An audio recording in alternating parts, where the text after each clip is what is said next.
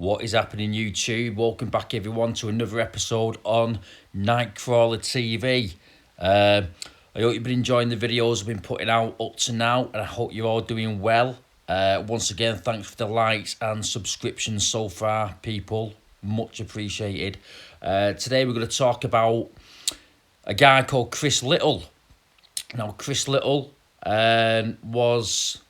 he was sort of like the Mr. Big of Stockport in Greater Manchester. A gangster that was at large during the 80s and 90s before meeting a brutal end at quite a young age. Chris Little loomed over Stockport like a thunderous storm cloud, you could say. Few men in recent history have so successfully cowered local people or displayed such arrogance as Chris Little did. Little burned down public buildings to show his power. He organised marches to antagonise the police. He intimidated magistrates, journalists and crime witnesses, and publicly brutalised, and I mean absolutely brutalised, those who ever dared to cross him. It was inevitable that he would one day meet a very bloody end, eventually gunned down at the wheel of his £50,000 Mercedes at traffic lights. And we're going to build up to that moment, to the end of Chris Little. Growing up in Stockport, Chris grew up into a 6 foot 2 inch bulldozer of brute power and energy. He was a really stocky, strong lad. He went to the gym. He was into lifting weights, and he had some strong bulk on him, some proper size. To the police, he was a big gob who shouted all the time and was highly strung. A former detective once said, Chris was always agitated and irritable. If he was sitting down, he couldn't keep still. Before Chris turned to a life of crime, he did actually have a straight job to begin with, working as a building site labourer. One day he was on site doing some labouring work with a mate of his. From what I've been told, it was raining heavily on this particular day, and Chris turned to his mate and said something to the effects of, this is a load of bollocks. I'm one of the hardest men in Stockport. What am I doing digging ditches when I could take over this town and make some proper money? And with that, he downed his shovel, threw down his tools on site, and he left, determined to become a gangster. And that was his last working day as a straight law-abiding citizen.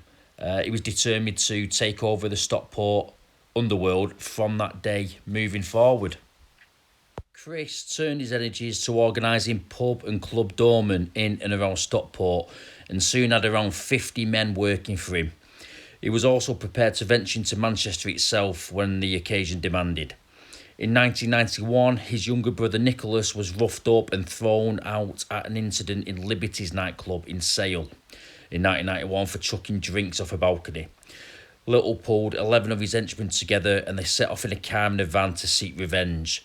They burst into Liberty's, wielding coshes and clubs, and hit one of the doormen on the head with a garden edging spade, waved about like a sabre in a cavalry charge, according to a Crown prosecutor.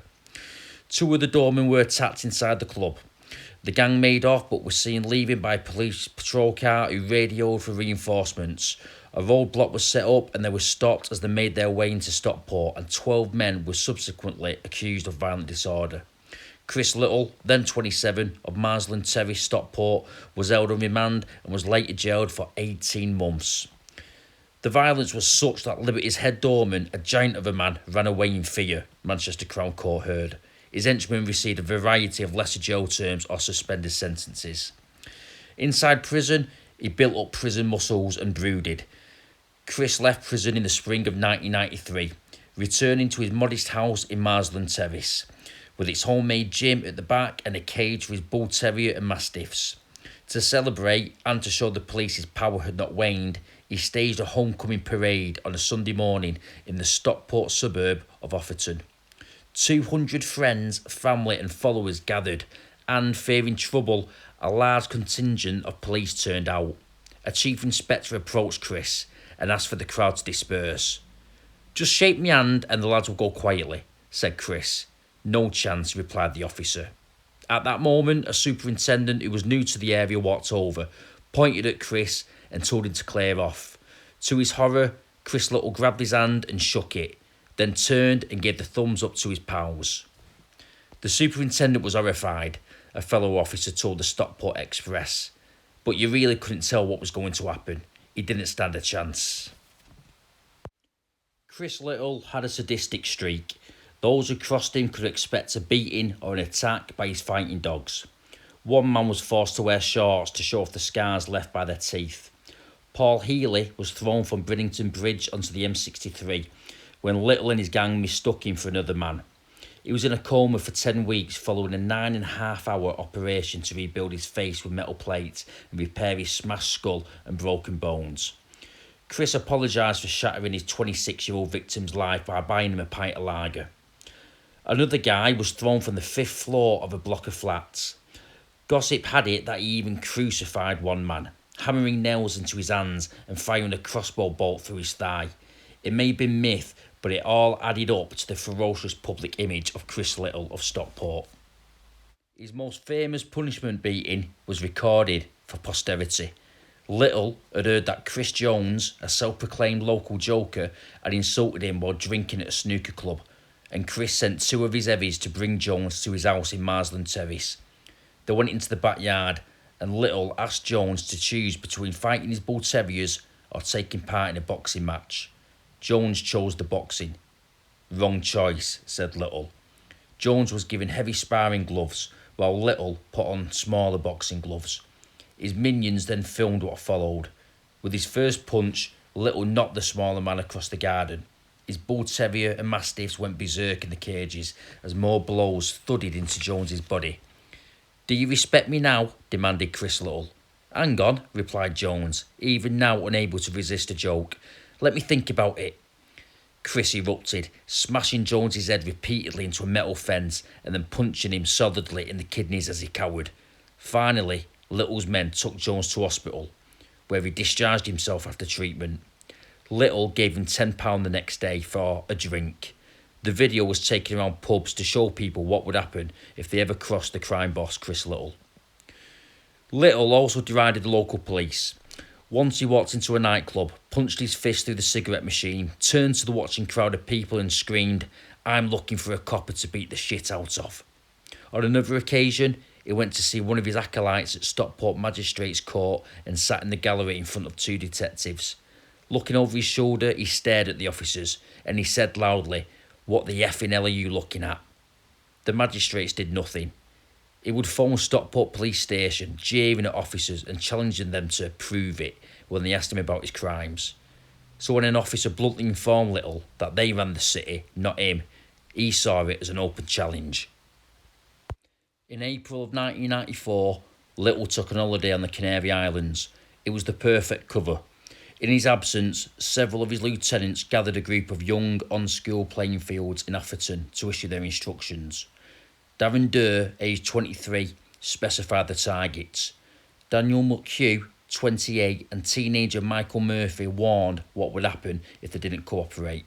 "Little will go off his head," said McHugh. With the briefing over, a flat was then used to assemble a collection of firebombs orchestrated by Durr and McHugh. Their aim was a synchronised series of arson attacks in several areas of the Stockport city. 13 targets had been selected. Little had also left instructions for riots to be started in Atherton, Reddish and Bridlington. He was going to show the police who was the real boss. On an April night in 1994, the gang set to work. In the space of just an hour, 8 schools, 3 shops and cars in 2 streets were petrol bombed. The air filled with the sound of sirens as fire engines and police vehicles roared in from all over the area. The planned riots failed to happen, but the cost of damage was still estimated at £750,000. Little put £15,000 into the Brookfield pub and used proxies to apply for a licence, but the licensing magistrates rejected the application.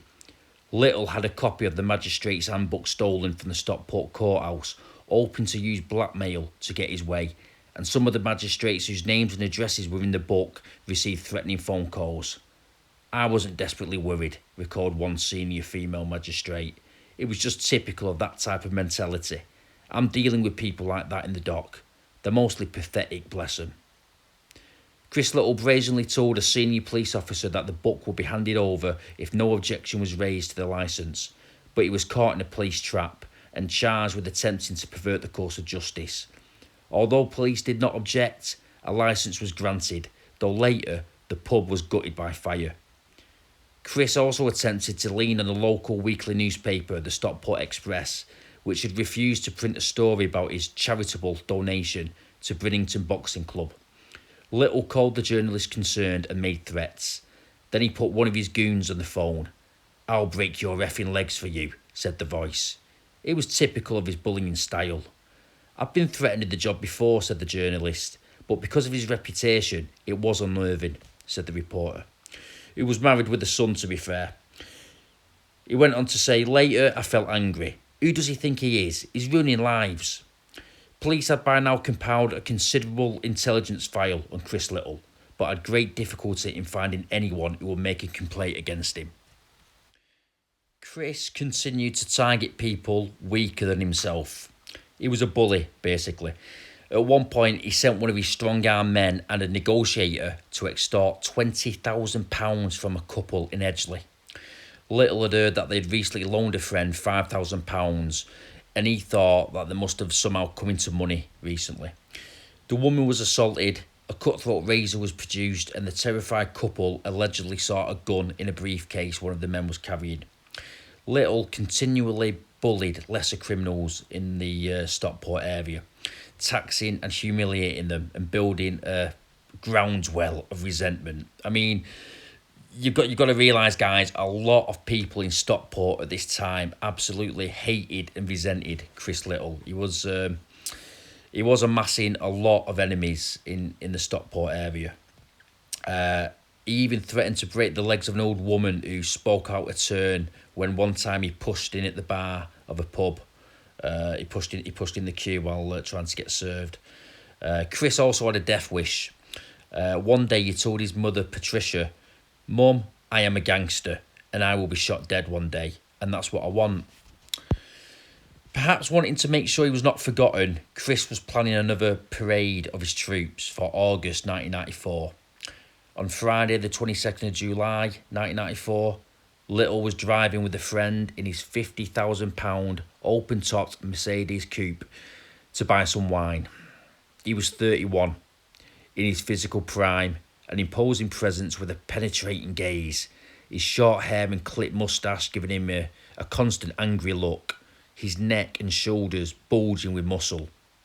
He pulled up at traffic lights at a junction near the Jolly Sailor pub in Marple, Cheshire. A white Ford Granada with false plates pulled up alongside him. In it were several men. The barrel of a shotgun extended from the window of the Granada, and two shots blasted out. Both shots hit Little in the head.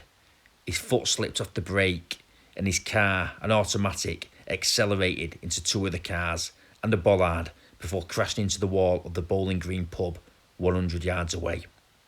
4 people in a van hit by the car were injured, one suffering a broken leg. "Even in death, Chris could dish it out," commented one journalist. Chris Little's £2,000 Tag Heuer watch fell from his wrist. Chris Little's reign was over. He'd been murdered. The white Granada, stolen just a month earlier and fitted with false plates, was later found burned out. As word spread, flowers appeared on the doorstep of Chris Little's house. One neighbour even claimed Little had been reading the Bible with him shortly before driving off to his death. "My children adored him and he loved them to bits," said one neighbour. "He was a superb neighbour, a big, tough, lovable fellow. He was a fitness fanatic and always working out in the gym. Before he left, he was reading the Bible," the neighbour said again. The police were far more cynical. "It was inevitable he would come to a sticky end," said a former detective. "He was showing all his cards, and he never had that many. He was dealing with half a pack," the police officer said. 40 officers were put on the murder case, and a reconstruction of Chris's last journey was staged in an attempt to jog the memory of any witnesses. Police believed he had been followed from his house, the assassins waiting until he stopped at the lights before they struck. Careful planning had clearly gone into the killing of Chris Little, and the murder car had been stolen from a Stockport garage a month earlier. There were a number of men which were eventually arrested, charged and put on trial for Chris Little's murder, but they all got off with it. So nobody up to now has ever been brought to justice for the murder of Chris Little. There's been many suspects and a lot of names are bandied about of who could have orchestrated the assassination. Aaron Coughlin is the main name that's talked about in being Chris's killer, but I'll probably do a video at some point on Aaron Coughlin, who's very well known amongst the Manchester underworld. So we'll talk more about him at a later stage in a later video. So there you have it, guys. There is the story of Chris Little, the Mr. Big of Stockport back in the 80s and early to mid 90s. Bit of a bastard was Chris Little. Not a nice guy whatsoever. Certainly not a guy to be messing around with. A bully, basically. But a very dangerous gangster alongside that. So there we go, guys. That is the story of Chris Little of Stockport. Drop us a like and subscription if you haven't already to the channel. I hope you enjoyed this latest episode. And as always, be safe, be well out there. Take care. And I will see you soon for another episode on Nightcrawler TV. Okay, take care. See you soon, guys. Thank you.